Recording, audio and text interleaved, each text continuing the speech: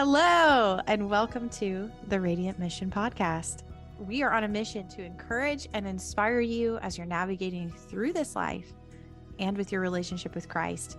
My name is Rebecca Toomey, and today I'm joined by a very handsome co-host, the most handsome co-host there is, and that is my husband, Mike Toomey. Wow, thanks for having me back. You look a lot different than Rachel. I'm very different from Rachel And you in sound many, different many ways. too. You know what's funny? And I don't know if anybody in our audience knows this, but Rachel and Mike, their birthdays are one day apart. Rachel is October 4th and Mike is October 5th. So you'd think, some ways maybe they're alike, but I don't know. Well, welcome, honey. Thank you for joining me today. Yeah, thanks a lot. I'm glad to be here, glad to do this again. And I think it's really funny that we're in the same house and we're in the same side of the house, we're in the same wing, and I'm just right upstairs from you. I can kind of hear you in the background, and I'm also hearing you on Zoom. So this is going to be Yes, fun. it is very funny. We decided to do it this way because we can see each other better this way. Otherwise, when we sit side by side, we can't look at each other face to face like we are right now. And we're side by side, and then we're both trying to talk into the mic. And so we decided to do it this way. So it is funny. We are in the same house, but we're in different rooms, and Mike is literally above me. But you're in that corner, and I'm in this corner. And I can hear you when you're talking too. It kind of vibrates a little. I don't think I've ever Zoomed with you. So this is a new experience. I live on Zoom every day, and it's nice to be talking to you. So Ah, thanks, honey. I am trying to figure out why I look like I haven't seen the sun in 17 years and you look like you just got back from a Greek vacation. I think it's just the lighting in here. If it was any darker, I'd be in witness protection. So, Yeah, you look so tan right now. you know me, if I'm out for like 35 seconds, I start to get tan. So, It's true. It's true. He gets tan really, really, really easily. Although last summer was the tannest that I've ever been when we were going outside every day when we were doing 75 hard together. So maybe we'll get back there now that the weather's getting warmer. yeah, I hope so. Well, we gotta work on it because Mike and I are going on a little trip to celebrate our 5-year wedding anniversary. So it is fitting that we are rolling into a new mini series today on relationships and marriage. And, kind of thought who better to speak for the men than a husband.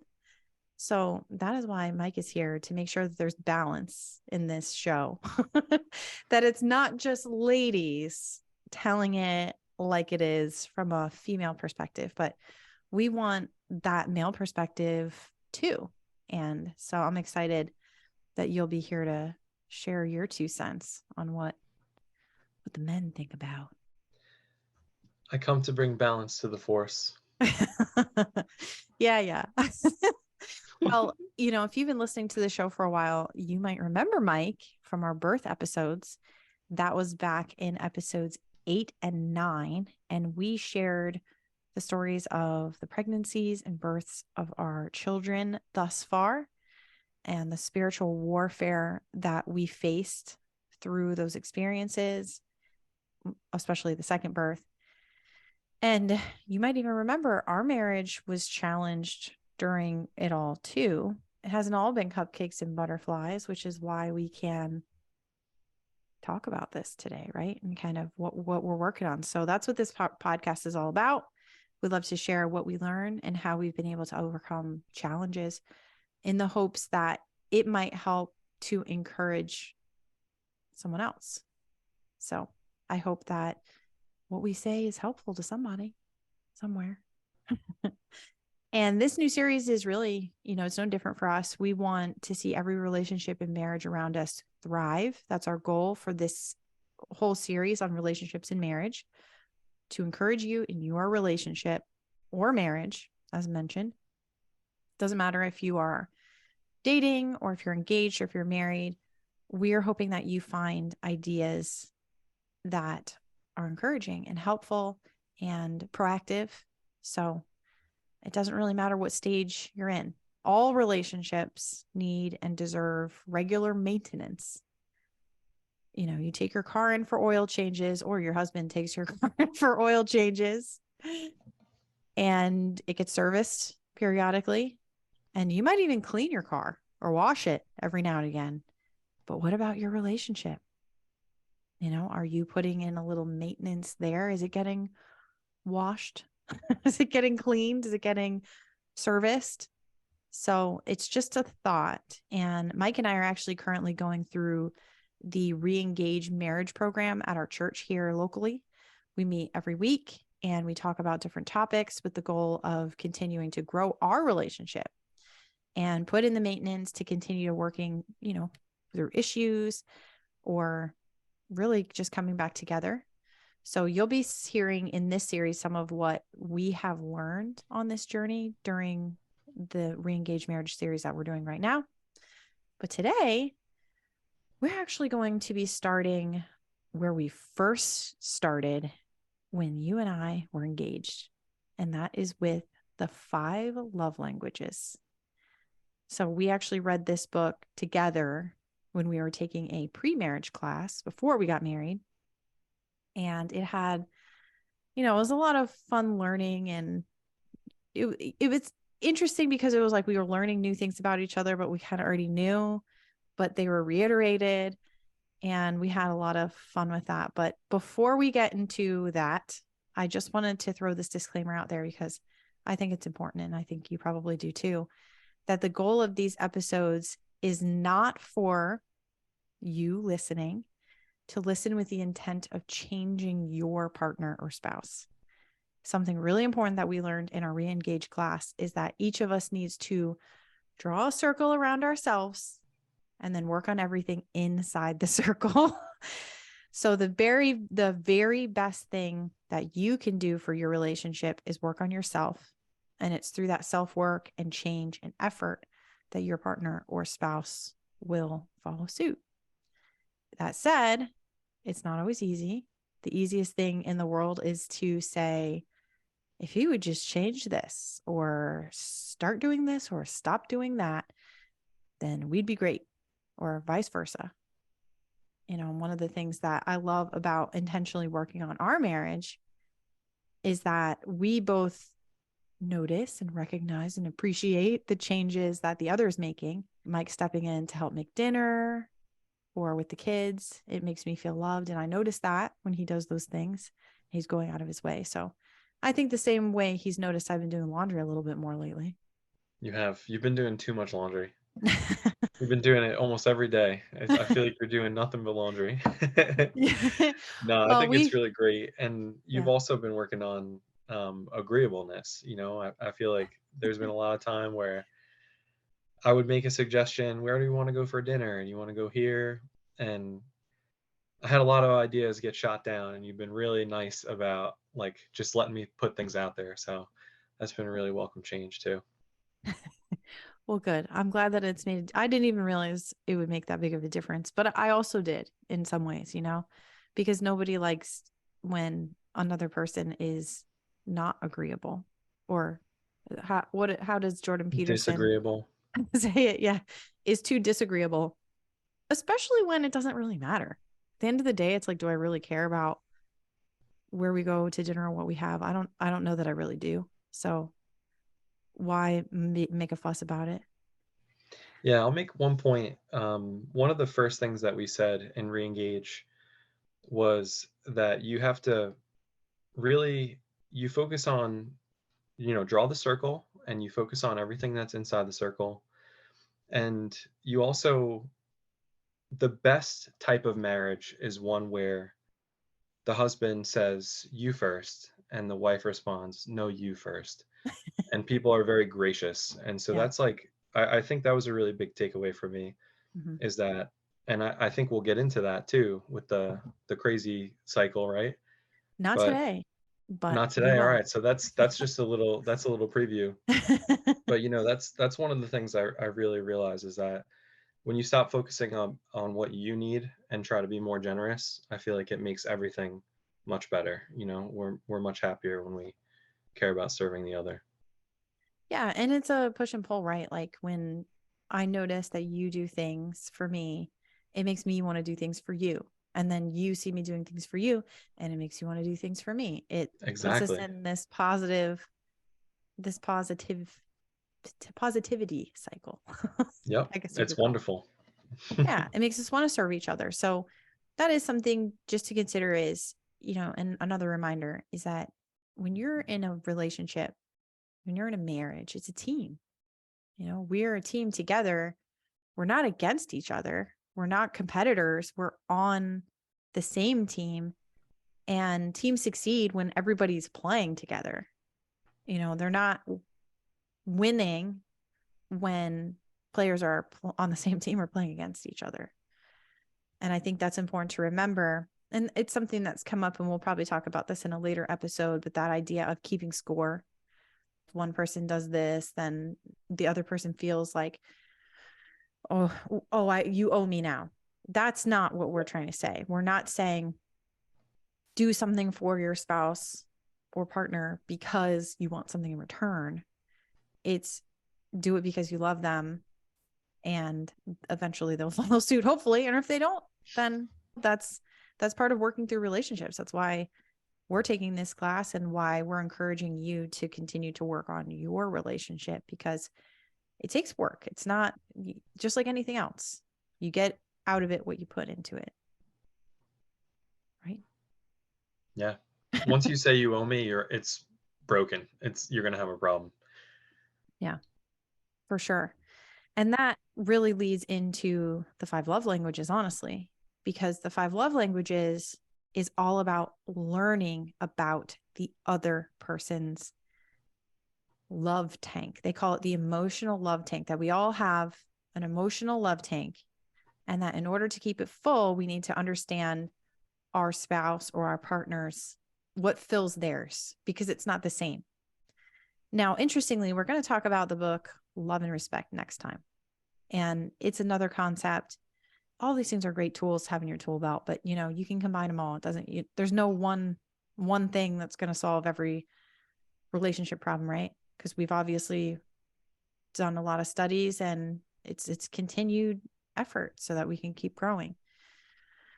But there are aspects of the love languages that once you really figure out what makes the other person tick, I guess you could say, it makes it easier to fill their love tank, because you're potentially doing the right thing instead of maybe you weren't actually filling their love tank and you thought you were. And we'll get into what they are in a minute. But before we do, I wanted to start by reading Mike's favorite verse when we were in our pre-marriage class, and that was Matthew 19, verses 4-6. He answered, "Have you not read that he who created them from the beginning made them male and female, and said, therefore, a man shall leave his father and his mother and hold fast to his wife, and the two shall become one flesh. So they are no longer two, but one flesh. What therefore God has joined together, let no man separate." Now, before we move on, I want you to comment on that and share why that verse was so significant to you. Yeah, this was a big deal when we were getting married, early in our relationship, and when we were getting married. I feel like it really gave me the strength and the biblical foundation for why man and woman get married and move on and start their family. That two become one flesh is a very special thing. That the union of a marriage is very special, but also that you kind of are growing up in that way where you leave your parents and start your own family. And I just think that's really a beautiful thing and gave me a lot of strength to do that. And look at us now. So Yeah, we're joining the same team and we're becoming one. And that's why it's so important that we keep working. And, we're just two imperfect people that are working together towards growth and continuous change. And that's one of the things that I really admire about you, is that you're always willing to grow and change and learn. And that's not something that every person does. Some people will stay the same for the rest of their life and they'll say things like, well, I am who I am. That's just how I am. I think I've heard you say that once or twice. I used to say that all the time. I used to say that I am who I am. And I realize how limiting that is because we should always be in a constant state of improvement and flex. Not to say that it's like change for the sake of change, but we have to be able to see where our shortcomings are. And that's why one of the reasons why I really like this re-engage class, right? Because we have to look at ourselves. We have to point the finger inside the circle and work on ourselves. So I want to share a little bit about our pre-marriage class. I think this will be fun for those that might be in this stage of their relationship and a good laugh for those that are married. Mike and I actually went into this. I wasn't really going to share any dirt on this, but I'll share a tiny bit. Mike was really nervous to get married, even though he knew that I was the one.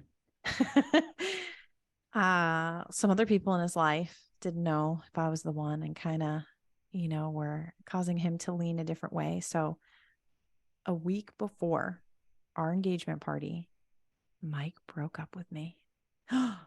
Shock. Can you believe it? I know. It was horrible. So that was really heartbreaking. But I loved him. I didn't want to break up with him. So nothing really changed for me.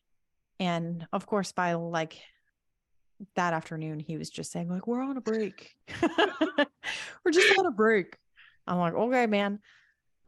So when we decided together that we were going to get back together, whole like 2 days later, something that was really important to me was I knew we needed to work on making sure we had a strong foundation for our relationship. So we signed up for a pre-marriage class at the church we were going to at the time. And similar to the class we're in now, we go every week. We had a book, we had homework, we were working on things. We actually met some friends that we are still friends with to this day. And I laugh because they're just so loving and hilarious and some of our closest friends. And we don't even live in the same state anymore, but we're, constantly in contact. And we both kind of had similar stories with just family stuff. So we had a great time in that class. I think really it was a great foundation before we got married. So I would definitely recommend if you are listening and this is the stage of life that you're in right now, you're dating or you're about to get engaged or you are engaged, definitely start now. Take a class together now because I think that just like you do self-help in other areas, right? Like you're taking classes to get a degree or you might be taking certification classes for your job to continue to grow. It's kind of the same thing. It's like, you're working on that relationship. And I'd like for you to speak to this from a male perspective. I'm sure it's not the first thing that a boyfriend, fiance, or husband wants to sign up for, but I think you've enjoyed it. I loved it. We were getting married. I don't think a boyfriend and a girlfriend go to this class. It's a premarital Well, class I'm for saying people if who they're are engaged. planning to Yeah, get I'm saying married, if you're engaged, that's the time to take it, yes. not really before. No, not before. But it was a wonderful experience. I think it was really healthy for us because we worked on some issues, and I think that it brought up some issues that maybe we wouldn't have thought about beforehand. And it was nice that we had already kind of thought about those things and worked through them. It also, if we had some real problems, I think it would have really like surfaced those problems. Like I can remember going through some like red flag things in the class, and not everybody made it. There was, remember that one couple didn't make it, and I think that's honestly the So, whole I point, like how you're you like, know? if we had some real problems, like we didn't have problems. Well, we did have problems, but clearly they were problems that we were able to work through and that we were able to overcome. Yeah. And I'm saying, it kind of you separate the wheat from the chaff by going through a program like that. And that's That's really what it was true. I about. think, I don't remember the specific scenario of that couple, but I think something that could really, like you're saying, pull that apart is if an engaged couple goes to this class and they realize that one of them is not a believer, or one of them is not, seeking the Lord and wants to go a different path. Like, so that's a great sign for the other person that is on the path that this is not the right person. Yeah, Or, if you're unequally yoked, or if there's some yeah. bigger deep-seated issues. The couple that didn't make it, I remember there was a huge age gap, and that was weird for her, and it was hard for her. And I think Oh, you it remember that? I forces don't you. even Yeah, I remember do. that. I definitely remember. Yeah. I And was I too just worried about us to be focused on I was couple never that worried didn't about make us. it. I knew that we were gonna work through whatever we needed to, Yeah. and you know, everybody loves some good gossip and dirt. We have some fun with some gossip. And so, we probably left that first night and gave everybody a backstory and had some fun with it.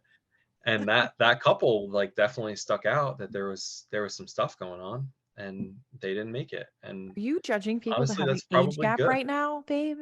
No, I don't judge. I don't judge. Don't create exclusions here. I would never let he who is without sin cast the first stone. I'm just giving you a hard time. They that Oh, I that know you I are. guess I do remember that a little bit. I actually thought it had more to do with their faith though, because I feel like one of them was Catholic or something. I don't know. Maybe Yeah, that you was can't trust you. them Catholics, that's for sure. It was probably me. It's amazing we made it. JK. Sure, sure. Well, let's talk about the five love languages. This was not the primary book of the class. We had a book, but we're not worrying about that right now because funny enough, the version that we have, or I don't know, the version that I have in this office is the men's edition. That's the version you got from me, honey. So It's I the don't have men's my edition. own. I don't have my I'm own. not sure. I'm sure that you Actually, probably were all good with the five love languages and just wanted to make sure I learned them. So you're that right was the book because for me. That was yeah, my copy for sure. I should give some background. I did know about the five love languages prior to this class because it was something that was talked about in my house growing up. But I will say, I never really took it seriously or ever applied it in a previous relationship or in our relationship or anything. So I was new in that sense. It's like I was familiar with the idea of it. And she wanted to make sure that I would apply it in our relationship. But That's why now she I got me the men's remember version. we didn't need two books because I used to read this to you when we were driving. Oh, is that how it went? Remember, I would read because we used to have to drive so far everywhere we would go. I would read it while we were driving, and then you would make things up. And we're not going to say those things because they're inappropriate. But Mike would make up stuff when I was reading the Five Love Languages Men edition. But men's, let me just open this up. There are, this book, first of all, is written by Gary Chapman, and he has a bunch of versions. So there's like the basic, regular, the five love languages. There is one for singles, teenagers, children, men, women, family. Five love languages gift edition. Was that for people that really, really want to know about gifts? Anyway, he also has some other books, the five languages of apology and some other stuff, some marriage books. But this one's pretty cool. And the concept is it's all about the goal is understanding how the other person feels love. And in doing so, you are filling your partner or spouse's love tank. So the five love languages are words of affirmation, quality time, receiving gifts, acts of service, and physical touch. And we're gonna dig into each one of these, but it was interesting going into this because I was basically like, I'm all of them. I need them all. And going into it, I think that you said you were physical touch. But then once we actually got into the book and read it, and then we took the quiz, there's actually a quiz. I think it's at the end of the book, or they give you a link to it. I'll put it in the show notes. So if you, oh, it's at the end of the book. I'll look for the link and include it in the show notes so folks can go and take the quiz to see. It was interesting when we took it because it showed up a little bit differently than it basically puts them in a rating system. So even if you are all five, it's gonna, you're gonna see which ones are your top three. And this is where the funny story comes in. Mike, we went into this and he was saying, yeah, my love language is physical touch. And then he does the quiz and everything. And we come to class and he's like, yeah, my love language is physical touch and acts of service, specifically when Rebecca does the laundry. And I'm like, what kind of agenda is this? What are you trying to accomplish here, man? Because I see it. You just want me to do the laundry. Doesn't make you feel loved. You just want me to do it. And so that is what is kind of funny about how the big thing I've been working on lately is the laundry, because that's Mike's love language, is doing the laundry. Yeah, I remember that a little bit different. I don't think I ever said I was I bet physical you touch. do. My top two, what I would put it at would were words of affirmation and acts of service were my two. And you kind of had a That's problem right. with me having acts of service being the one. You were like really surprised about that. And I think you kind of felt like I was trying to play off the five love languages to get you to do stuff around You the were. house. But Totally I we mean, were. it just is what it is. I'm sorry. And yours certainly are all five. And you made it very clear that if I don't hit all five, there's going to be some problems and there's going to be a leaky love tank. So I try to make sure I hit all five. And I'll just say the weakest one for me was gifts. And hopefully I'm getting better and better at that. And, just to get a little brownie points for recently, that's why I've been buying you flowers every now and then, because I know that you like flowers, and gifts is not the easiest thing for me because I'm so practical. I like to always get things that are practical, but flowers are thoughtful and just for special, just because you're special. And that's why I've Oh, been doing that, because I love you. well, thank you. I love you too. It's very You're welcome. sweet. I do like that you've been getting me flowers. It's been very nice. And it's almost surprising. I think almost as surprising. That's the thing that's been fun about going through this class, as I keep talking about, is we're seeing changes in each other. And just like here's the thing that's funny about being married for 5 years now is we're talking about our love languages when we were engaged. And I think our love languages are still somewhat the same, but necessarily we don't necessarily always look at them the same way. And now this is giving us an opportunity to come back to that. And I know recently I was giving you words of affirmation and you're like, what are you saying to me? Like, it was weird. I was shocked. And the same thing, and like, it was shocking to me the first day that you brought flowers. I'm like, this is weird. What did you do? you know, what what are you atoning for?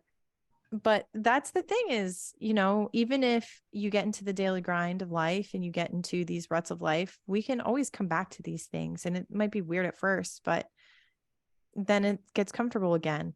And I think that was something that was interesting about going through this the first time, is you and I had a I feel like a very good dating relationship as far as loving each other goes. We always made the other person feel loved, even if it wasn't necessarily through these ways all the way. But then learning about them helped us to kind of hone in on those skills. And then over the years, you let things fall by the wayside. So it's been good to kind of come back to those. I agree. We definitely had a romance like I had never known before in my whole life.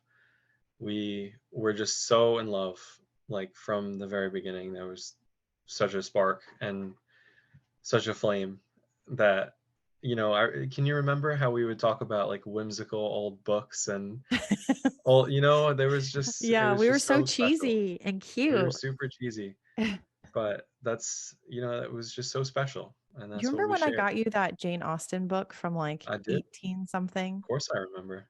Yeah. We definitely had a whirlwind romance type of start to our relationship. And, I think it's interesting how relationships grow. And I think Mike would probably he probably wishes that I would still be the whimsical, starry eyed young girl that I once was, right? I miss it a bit, of course. We're So in a maybe different that's stage of life though right now. it I think is. that this is a season, and I think maybe in the future we'll go back there. But right now, our life is about our kids. We got little kids that we got to take care of. And so this is the season for right now. We'll add it as the sixth love language, whimsical romance. Whimsical romance, of course. So let's break these down a little bit. Words of affirmation, that can mean different things to different people. But for Mike, I know words of affirmation is, I'm so proud of you. Wow, look at what you achieved. That's so great. And also, of course, the compliments. Wow, you look so handsome today, or you look really good, or For me, as this is mine, like this is probably the most important one for me. It's really those things, but also positivity. Like I want things to be good. I want us to interact nicely, and I want for you to be happy. And so that's why if you go up in a flame and you're like aggravated about something, I take that very personally, like, and then I can get excited and stuff like that. And so that's the words of affirmation for me. If you were to complain about something, I feel that a lot more than maybe somebody else might. so it's the not only the words of affirmation make you feel loved, but the opposite, the negative words make you feel unloved. Or Exactly. yeah. Exactly. I know somebody else that lives in our house that this sounds awfully like, and that's our 3-year-old daughter. She has this thing that she's been doing lately where she literally will say to me or Mike, if we're not smiling or if we're frustrated, she'll go, "Are you happy? Are you happy?" And we'll be like, "Yeah, well, I'm happy. I just am not smiling right now." And then if I laugh or something, she'll go, "Are you happy again?" So it's It's very sweet. interesting. She very much, I think, in some ways, is words of affirmation too, that she likes that positivity, but more than anything, she doesn't like when it's negative and it impacts her too. So we're learning our children's love languages in this too. And then that brings us to the second love language, and that is quality time. Here's what quality time is not: sitting together on the couch or sitting in the same house on your phones is not quality time. Hmm. Maybe for some people, quality time is sitting on the couch together, watching a show that two people watch together. That can be quality time. I think that the big thing with quality time is it's about communicating what that means to you.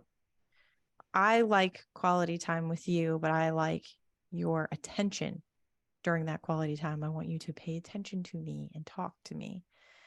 Sometimes I like to just watch shows together or something. We don't really watch a lot of TV though, because we don't have any time. We're literally recording this podcast at night when our kids are asleep. So just goes to show you how much time that we have to actually watch programming. What would you say about quality time that's important for people to know? I think the key about quality time is the attention piece, honestly. And it's even more obvious with our kids.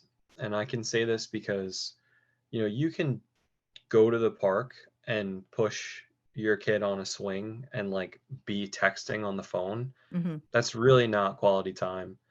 And the past night or two, me and Brooke have had some really nice quality time after work that we've been making a little tent fort um, So we'll go under there and we're able to like look at each other, and it's been really, really sweet. And I could tell that she's really appreciated us spending that time. She likes to Yeah. play catch, and she'll tell you like you need to play catch with two hands. Like you can't have your phone in your hand and play catch with me. So that's where the attention really comes in. We've Hmm. sat on the couch and like fooled around on our phones for a while, and it's really you kind of just look up and you're like, is that person even here? We're not really spending quality time just because you're sharing physical space. The quality time is really doing things together. That's how you Yeah, spend real quality time. absolutely. She is a very good lens for this because she's definitely quality time too. Man, we're learning a lot about Brooke on this episode. It's good. That's She, why you talk through things. yeah, she definitely likes that personal attention. And she'll say, play, can you play with me? Will you play ball with me? Will you play bat and ball? Can we play this way? And if you're at all distracted in any way, she will let you know, which is Yep, she will. kind of nice. It's convenient. At least you know, instead of her being sad and not speaking up. I'm glad she's vocalizing that. And I think it's important for us in our relationships to vocalize that too, what that means for us.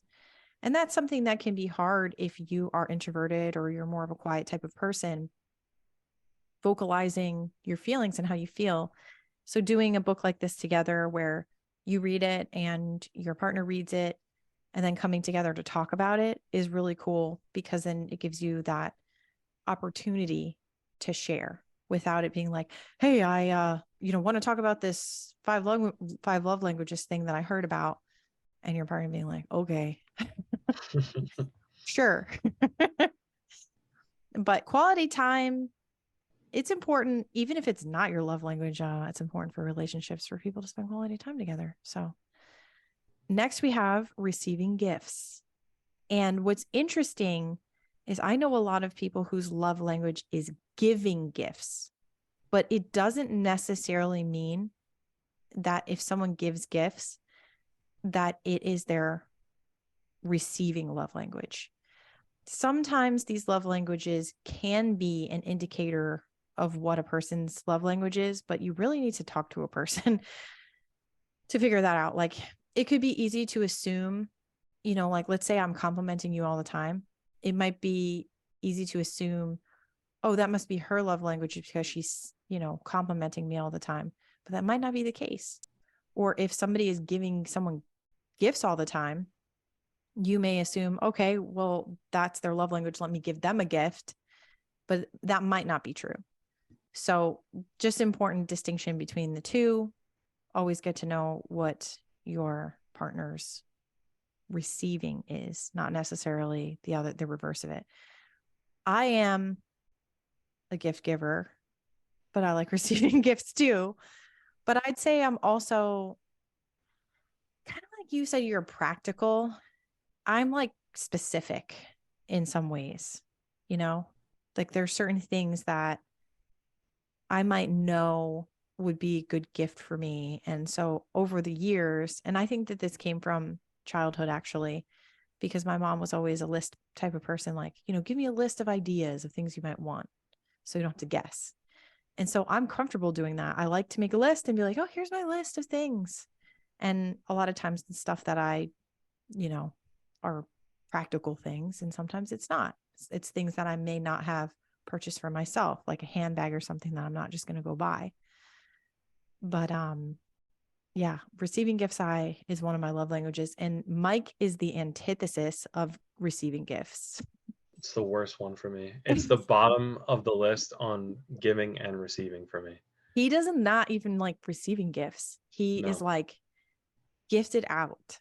I'm gifted out. I've received enough stuff, and I also just have so much stuff.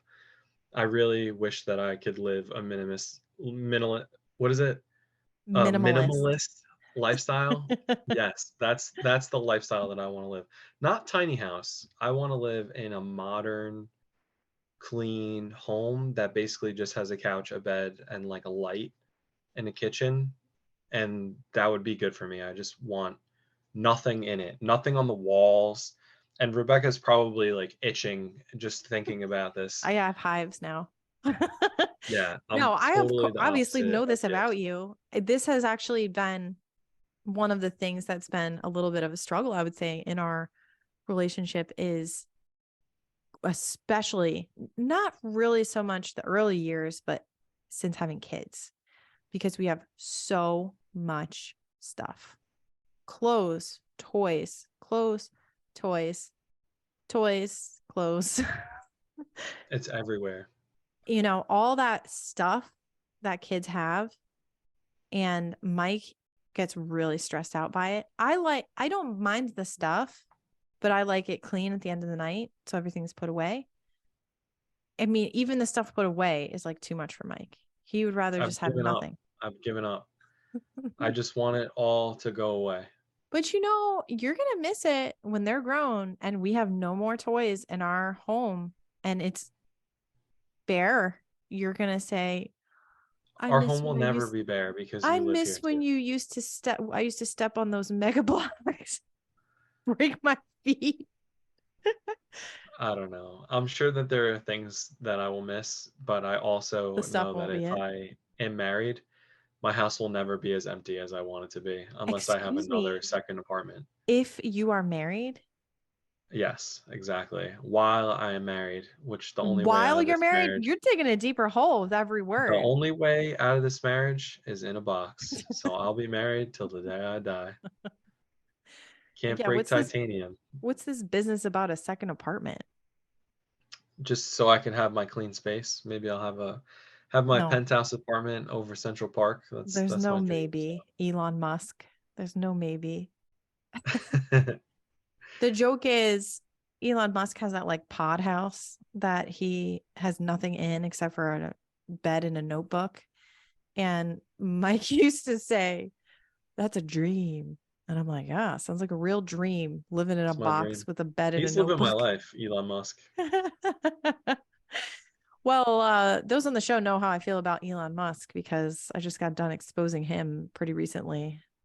No, I bet you did. I don't feel the same, Elon, if you're listening. Yes, you do. You know it's true. He's I on the dark disagree. side. Anyway, don't let's not digress on Elon Musk too long. Good. Um, yeah, it's definitely a difference for Mike living in a house with stuff when his dream is to live with nothing. And yeah, I don't know what to do. I don't know what to say about that except sorry. That's all I got for you is It's fine. I'm fine with it. you know what though? You always used to say when we first met and you came over to my apartment, you'd be like, oh, I love your style. It's so cozy and warm, and you really know how to make a home. Mm-hmm. You always used to say that. I stand by that, but that was like 10 years ago worth of stuff, of accumulated stuff. Well, moving on. Let's talk about acts of service. Acts of service is one that I Means getting understand. rid of some of the stuff. Yeah, we'll work on that. Acts of service is one I know really well because this is my mom's love language. Her love language that she shows other people is acts of service. That's how she shows love. And she always was cooking and taking care and doing things for people. And she still does to this day. And so that was where I really understood acts of service from. And the other way I understand acts of service is when I do the laundry, even though it's the bane of my existence and it's painful, I do it because it is an act of service out of love for my husband. So, Are acts you of noticing service, a theme with the laundry here? yeah, acts of service is all about doing something for another person. So, if someone's love language is acts of service, they like when you do things for them. So, Mike is acts of service. He likes when I throw things away or do the laundry or cook him dinner or clean something or what else? Cut my hair. You do like that? Yeah, I like that you cut my hair. It's very special. Okay. Well, just to be clear for anybody watching this, I did not cut Mike's hair this last time. He cut it himself That's why because it looks so bad. apparently I make it look that easy that he You said do. I You could do make that everything myself. look easy, honey. You're just a professional. My He said biggest act of service is when you do bedtime and bath time. when I do that, that's the biggest act of Yeah, service that's the for you. best act of service you could ever do. Well, it's interesting because I do it almost every night. So, I know you're racking up those brownie points, baby. My love tank is overflowing. oh, good. That doesn't Very mean you good. should run it down. What's oh, it doesn't mean I should run it down. Okay. Right. Can't step off the gas. Gotta keep pedal to the That's metal. right. All right. Keep filling it up. All right. I won't forget that. I am an acts of service too, because I'm all of them, if you guys remember. So I like when Mike cleans the kitchen. I like when he takes out the garbage. I like when he puts the kids to bed. Check, check, check. He does not bathe them. He puts them in for 5 seconds and then takes them out. They like dips them in. I'm practical. All you're only in the bath to get clean. You're not in the One bath drop to of have fun. water. And yeah, right. Their hair's not even wet. You don't wash the hair every day. I get it wet. I would at least wash it, Not me. rinse it out. I don't want them to get too cold. Okay. There's a strategy here. Was that a good enough excuse? Oh, see, he's admitting it was an excuse. I like when Mike cleans up too, or helps clean up. He'll vacuum or do other stuff or honey-do list stuff. Yep. So I definitely am Grocery shopping. grocery shopping. Yes, it's a great act of service. Or sometimes you'll take Brooke with you grocery shopping, and that's a nice act of service too, because you're kind of giving me a little bit of quiet time with just one baby, and it's nice. Yep. And that brings us to the last love language, and that is physical touch. Not to be confused with something else. I think that that's the biggest misnomer about physical touch is men, especially, thinking that physical touch means intimacy, if you know what I'm saying. But physical touch is way bigger than just that. It's maybe way bigger is not the word. It's more than, it's different than that. Physical touch is a hand on your leg or a hand on your shoulder or hugs or kiss on the cheek, or it's non-sexual touch is physical touch. Sexual intimacy is obviously important, but I think that this was a kind of a moment of clarity in this book, the difference between the two types. I don't know. What are your thoughts on that? So I'll give a tip to all the men out there that if the only time where you're physically touching is when you're looking for something, it's going to cause some problems. So make sure you're filling up your wife's love tank outside of just that. It's nice to hold hands. It's nice to put your arms around somebody and hug them and show them that you love them without looking for more. And Yeah. I'm not even going to say the quote because there was some quote in Reengage that I thought was really good, but maybe we'll save that for a later episode. Okay. All right. We could save it. Yeah, I think that it's interesting that you and I both said we were physical touch when we were engaged because we were both very affectionate. We were both very like touchy-feely, me probably even more than you, huggy and like just lovey-dovey in that physical way. And after having kids, it's different because you're literally like holding a child all the time. And I think that it's something that I probably need to work on getting back to more, that both of us could probably get back to more of just putting that hand on each other the way that we have in the past, putting our arms around each other and giving each other hugs. I don't know. It's funny. I don't think a lot has changed. Like when we go places, we still hold hands, and put my arm around you. When we sit together, if like we're at church, I'll put my hand on your leg and stuff. Like That's I feel true. like our physical Yeah. touch is pretty healthy. Like we're at a Yeah, good that's level. true. I think the only real big difference for me is sleep. Before we had kids, I would like force Mike to snuggle me before bed. Yeah, I it would like was really. force him to do it. But now our 3-year-old sleeps between us or next to us. And I don't know. I don't feel that need necessarily anymore. My tank has been filled enough, I guess. I guess I forced it out of him enough times. Yeah, and my daughter is basically kicking me out of my own bed now. I wake up on the very edge of the bed sometimes, Me and too. She because kicks she us both likes out of to the sleep, bed. she sleeps perpendicular to us, which is the Yeah. problem. So she's Yeah. taking up like 3 feet and kicking me in the ribs and stuff, and so I'm Yeah. really just falling off the bed. Oh, it's not easy.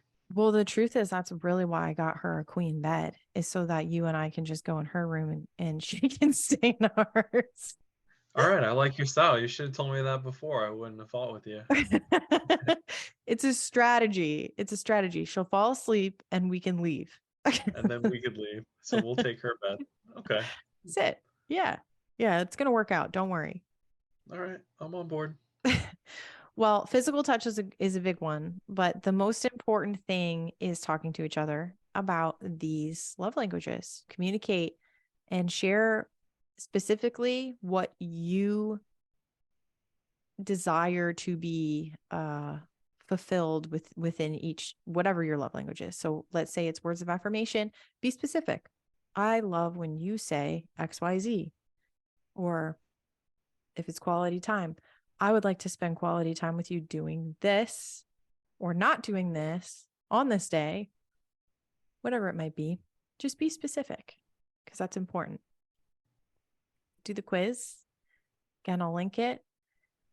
And really understanding the 5 love languages and speaking the primary love language of your partner or spouse can really change the other person's behavior because it's helping them to be fulfilled. So imagine someone is doing things that make you feel loved, you're going to be happier and you're going to be more pleasant. And then it's going to make you want to love them back. So people behave differently when their emotional love tanks are full.